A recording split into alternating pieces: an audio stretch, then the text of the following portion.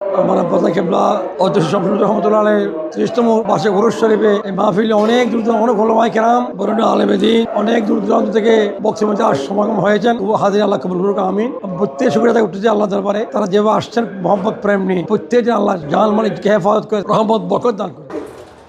মৌলানা আবু জাফর এতগুলা আলেম এখানে আমার মনে হয় 500-এর উপরে বড় বড় বাংলাদেশের খ্যাতিমান আলেমরা আছেন। ওনাদের নাম বলতে গেলে তো অনেক সময় লাগবে। অনেক আলেমরা এখানে এসে আমরা যেটা আলেমদের মুখে শুনেছি, আপনি অলি নির্ধারণ এ সময় করতে পারবেন যে অলির মাজারে বা যে অলির সান্নিধ্যে আলেমরা উপস্থিত হয়। আমি আজকে দেখে অবাক, প্রতি বছরে আসে, আজকে কিন্তু আমি একটু নজর দিয়ে দেখলাম অনেক আলেম ওলেমারা এখানে সমবেত হয়েছেন। অনেক দূর থেকে সফর করে এসে আওলাদুর রাসূলের দরবারে এসে আওলাদুর রাসূলের তাজিম। প্রায় 500 বছর ধরে আমাদের এখানে সাহিত্য আছেন আওলাদে রসুল আল্লামা সৈয়দ ইউসুফ শাহ রহমতুল্লাহ তাআলা আলাই। ওনার বংশ পরম্পরায় আমাদের হুজুর কেবলাদয় ওখানে যান আমাদের আগরতলায়, সেখানে ওনার মাজার আছে, বাৎসরিক উরুস শরীফ হয়। আমাদের বাপ দাদা এবং পূর্বপুরুষ যারা রয়েছেন ওনারা দীর্ঘদিন যাবৎ আমাদের এই সিলসিলার মুরিদ। আমরাও সেই সিলসিলা ধরে রাখার জন্য এবং হুজুর কেবলার থেকে দোয়া নেওয়ার জন্য আমরা এই ভারত থেকে কাফালা নিয়ে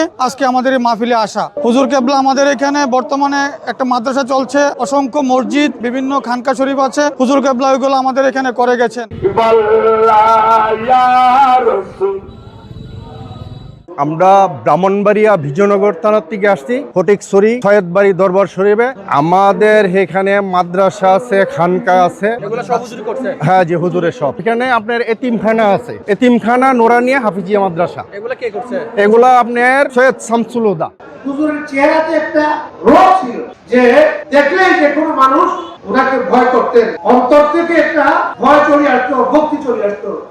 তো আল্লামা সৈয়দ শামসুল হুদা রাহমাতুল্লাহ আলাইহি যে আল্লাহর একজন মকবুল ওলি ছিলেন তার মধ্যে কোনো সন্দেহ নাই। যেহেতু উনি আলে রসুল এবং উনি যুগের শ্রেষ্ঠ আলেম, যার হাতে হাজারো হাজারো ছাত্র আজকে যুগের শ্রেষ্ঠ মুহাদ্দিস, মুফাসসির এবং ফকিহ, প্রিন্সিপাল হয়ে দ্বীন মাযহাব সুন্নিয়তের খেদমত আঞ্জাম দিচ্ছেন, এবং যার উত্তরসূরি যিনি বর্তমান এই দরবারের সজ্জাদানশীন পীরে তরিকত আল্লামা সৈয়দ মসিউদ্দৌলা মাদ্দাজিল্লুহুল আলী, তার একটা জ্বলন্ত কেরামত। আমি দেখেছি ওনাকে কাছের থেকে দূরের থেকে। উনি এই সুন্নিয়তকে ওনার বাবার যে আদর্শ, ওনার বাবা যেমন এই যে আমাদের নূর মোহাম্মদ শাহ হুজুর যেটা বলেছেন যে সুন্নিয়তকে প্রাতিষ্ঠানিক রূপ দেওয়ার জন্য সর্বপ্রথম সুবহানিয়া মাদ্রাসার ছাত্র সেনা প্রতিষ্ঠায় হুজুরের যে পৃষ্ঠপোষকতা, সে আদর্শ ধারণ করে বর্তমান মওজুদা পীর সাহেব কেবলা এই আহলুস সুন্নাত ওয়াল জামাতকে ঐক্যবদ্ধ করার জন্য এবং এই আহলুস সুন্নাত ওয়াল জামাতকে দৃঢ় করে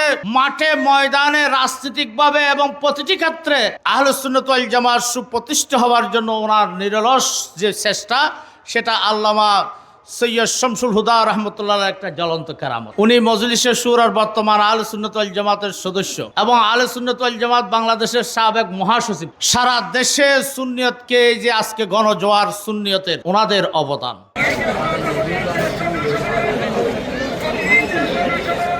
আপনারা দেখতেছেন এটা বড় একটা কাফেলা। এই কাফেলার মতো অনেক কাফেলা এখানে এসেছেন। কুমিল্লা থেকে এসেছেন, ব্রাহ্মণবাড়িয়া থেকে এসেছেন, ভারত আগরতলা থেকে এসেছেন, রাঙ্গুনিয়া থেকে এসেছেন, সিলেট থেকে এসেছেন, বাংলাদেশের অনেক প্রত্যন্ত অঞ্চল থেকে সৈয়দবাড়ি দরবার শরীফের উরসের মধ্যে শামিল হয়। 3 দিন ব্যাপী এই সৈয়দবাড়ি দরবার শরীফের উরস অনুষ্ঠিত হয়েছে। প্রথম দিন 13 ডিসেম্বর এসএসসি পর্যায়ে যারা পাশ করেছেন তাদেরকে এখানে সম্বর্ধনা দেওয়া হয়েছে। 14 ডিসেম্বর ফ্রি চিকিৎসা সেবার আয়োজন করা হয়েছে। 15 ডিসেম্বর এখানে মিলাদ মাহফিল, খতনে বুখারী এবং খাজা গান সহ শত শত আলেম এখানে এই উরসের মধ্যে শামিল হয়। যে আলেমদেরকে 1 বছর আগে 6 মাস আগে দাওয়াত দিতে হয়, সে আলেমরা এখানে বিনা দাওয়াতে এখানে চলে আসে হুজুরের দোয়া নেওয়ার জন্য। সৈয়দবাড়ি দরবার শরীফের উরসের মধ্যে বলা যায় আলেমদের একটা মিলন মেলা। কয়েক হাজার মানুষ এখানে খায় এবং চতুর্পাশে এলাকার মধ্যে প্রত্যেকটা ঘরের মধ্যে মা বোনের জন্য এখানে তাবরুদ পাঠানো হয়। এই সৈয়দবাড়ি দরবার শরীফের উরসকে ঘিরে দক্ষিণ ফটিকছড়ির শেষ প্রান্তে একটা মিলনমেলা অনুষ্ঠিত হয় এবং বিদেশ থেকেও যারা প্রবাসী ভাইরাও আছেন, এই প্রবাসী ভাইরাও এই উরসন কখন হবে তারা তাকিয়ে থাকে, এই উরসের মধ্যে তারা শামিল হয়।